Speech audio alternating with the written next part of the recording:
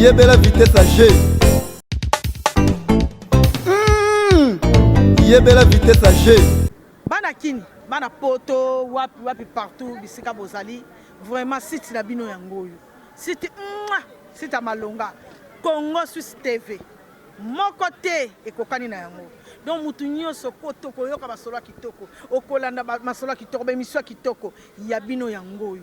Donc, moussou se zate. Donc, boko senti bilengi nango, boko découvrir ma solo ebele, boko mona makabo ebele, donc c'est per sabino et longola bino ma souci banine. Donc, site na bino yango. Boyoki yango, hein. Bisous. Bisous. Boulou c'est Yena Congo Suisse TV. Boulou ça c'est du bio.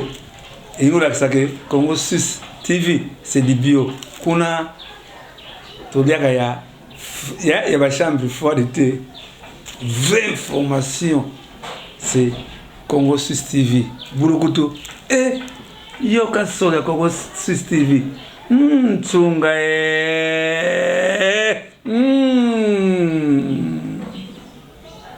Oui, bana poto, bana bipa union saison bino bolanda biso. Vraiment, vous avez été bolanda Congo Suisse TV. Yango ne peneza masolo ya malonga, eza na makambo pene ya malonga na kanti boza décider, hein? Congo Suisse TV, hein? Congo Suisse TV. Na gangi bafwe. Yongo mbio muntu.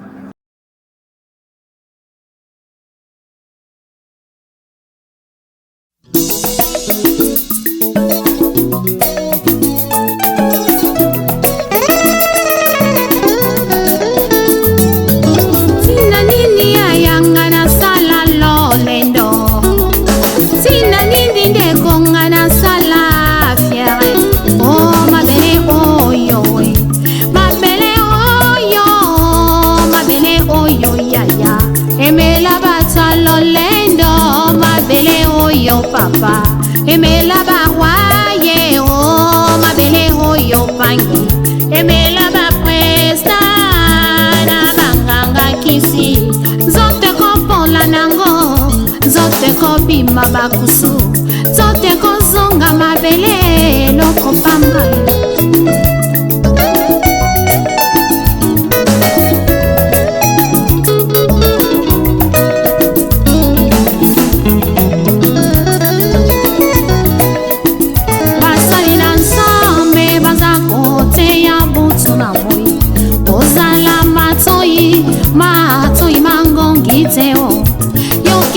Moralité d'information que je viens de suivre tout à l'heure à l'édition de 20h. Aujourd'hui, 1er août 2018, à la RTNC, la radio-télévision nationale, par rapport à la situation du sénateur Jean-Pierre Bemba Gombo. Il est arrivé aujourd'hui, mais dans des conditions très difficiles, alors que nous avions prévu un accueil serein, un accueil chaleureux. La police a déstabilisé tout ce que nous avions prévu. Et à la RTNC, la télévision nationale, vient raconter de l'immoralité, comme qui dirait le sénateur Jean-Pierre Bemba aurait refusé d'aller habiter dans la résidence familiale sur l'avenue Pumbu dans la commune de la Gombe, sous prétexte que la résidence est devenue incommode, étant donné que la veuve Bemba Saolona est là-bas avec beaucoup de membres de famille et le sénateur Bemba aurait décidé de venir habiter dans le complexe commercial GB. C'est faux, archi faux. Parce que hier, lorsque nous avions eu la réunion du conseil de sécurité, il m'a été fait entendre dire que le sénateur Bemba ne pouvait pas habiter dans la commune de la Gombe, dans la résidence familiale, sous prétexte que c'est une zone présidentielle et c'est hautement surveillé, il ne peut pas y aller. Nous dénonçons cela parce que c'est un déni de droit. On ne peut pas interdire à un citoyen libre d'habiter dans sa résidence. Au moment où nous parlons, nous sommes dans la rue, c'est-à-dire le complexe commercial GB n'est pas un lieu de résidence, c'est un lieu commercial. Monsieur Bemba, son épouse et ses enfants ainsi que d'autres membres de famille et quelques cadres du parti, nous sommes là, nous savons où aller, tout simplement par la mauvaise volonté des autorités politiques de la République démocratique du Congo qui n'ont pas un esprit ni démocratique, ni républicain, ni un esprit humain. C'est une dénonciation que j'ai faite au nom du mouvement de libération du Congo.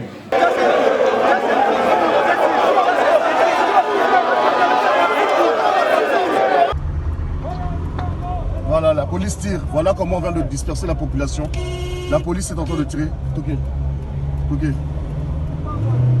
Côté les matins. Waouh, regardez comment la foule. Regardez la foule. Allez, mais on ne va pas écraser les gens.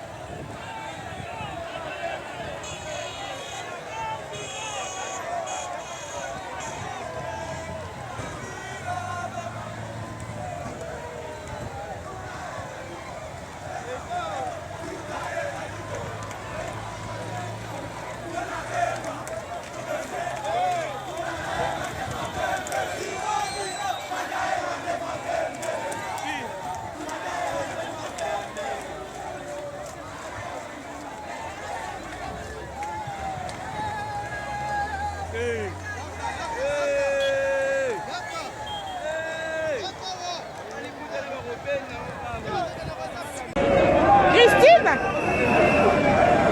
Chiboui.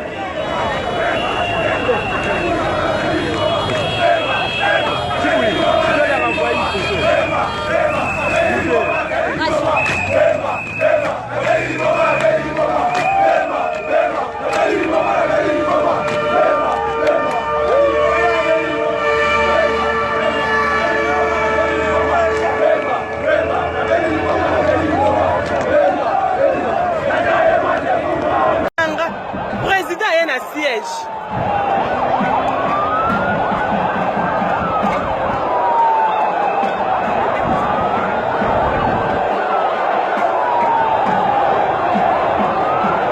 Yaya itinéraire échangé de Yaya. Bemba, iya, papa Bemba, baimoto, Yaya. Yaya tout ça va me tout au monde aller à la carte. Yaya na moni Bemba Yaya Mobimba. Yaya. Mama. Yaya na kwei. Yaya papa Bemba Yaya Mobimba. Yaya. Baimoto. Président na mama. Yaya nga Mobimba na moni Bemba yeyo. Yaya tala Bemba. Yaya. Yaya papa bazole la Bemba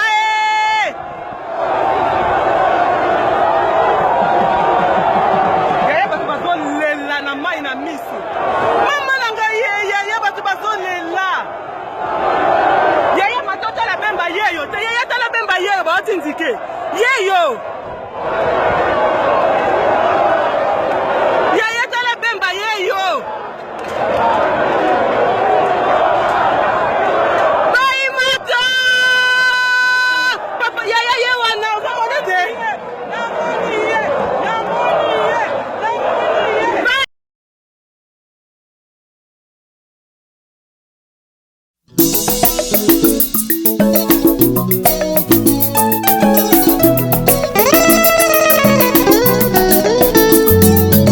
Sina nini ayanga na sala lolendo. Sina nini ndekonga na sala fiere. Oh mabele oyo we. Mabele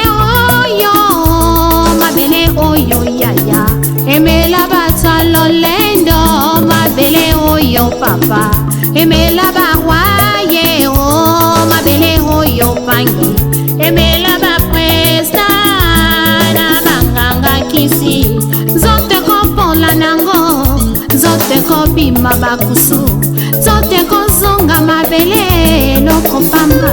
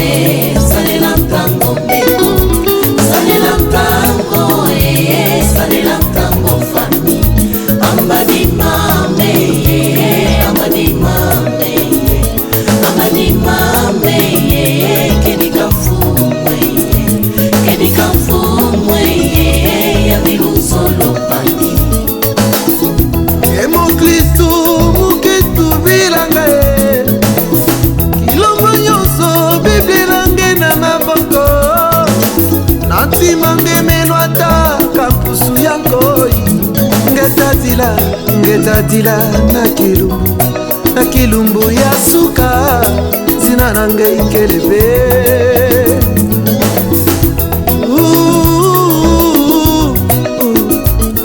ozali wapi nkolo akoluka yo yobomani kati na masumu nkolo akobelela yo nekosomba ntango mikolo ekomi mabe soki okei na moto ekozala likambo na yo po atikaki yesu masiya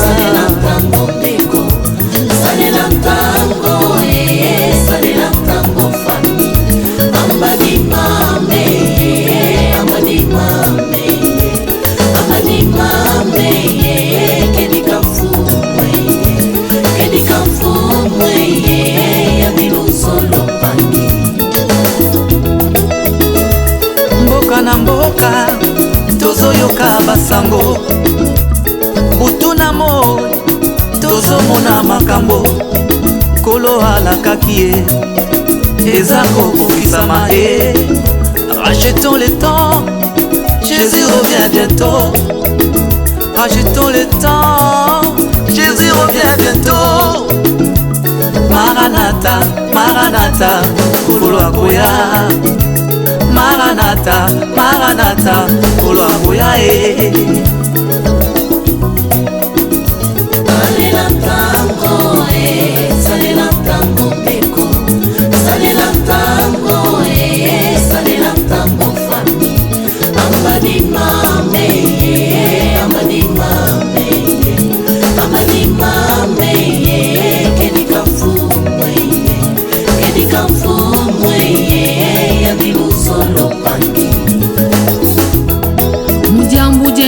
Tivanga lulendo mama ngai betelo kuna tempelo mboya o mutoto tulundanga mutoto tukwendanga bikayimbidila bikatusakidila mfuweyo yandikele luzo